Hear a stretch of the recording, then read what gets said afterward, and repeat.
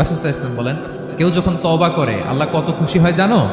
ওই ব্যক্তির চাইতে আল্লাহ বেশি খুশি হয়ে যায় যে ব্যক্তি মরুভূমিতে সফরে বেরিয়েছে, সাথে তার বাহন বা উট, ওই উটের মধ্যেই তার পানি বা খাবার, হঠাৎ করে উটটা হারায় গেছে, উট খুঁজে আর পায় না, দৌড়াতে দৌড়াতে হয়রান, কত দৌড়াবে, ধুধু মরু প্রান্ত, কয়েক ঘন্টা দৌড়ালেই তো সে তৃষ্ণার্ত হয়ে মারা যাবে। দৌড়াতে দৌড়াতে হঠাৎ একটা গাছের সন্ধান পেল, ওই গাছের নিচে যে এত ক্লান্ত তৃষ্ণার্ত হাঁপাতে হাঁপাতে ঘুমায় গেছে।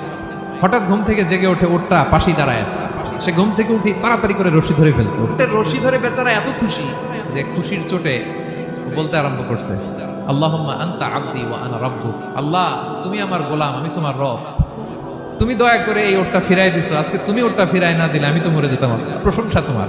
চোটে সে যখন আমি আল্লাহরে ওর গোলাম বানাই আর ওরে আমার রব বানাই, ওই লোকটা ওই মুহূর্তে ঠিক যত খুশি, আমার কোনো বান্দা তওবা করে যখন আমার কাছে ফিরে আসে, আমি আল্লাহ ওই বান্দার উপর তার চাইতে বেশি খুশি হয়ে যায়।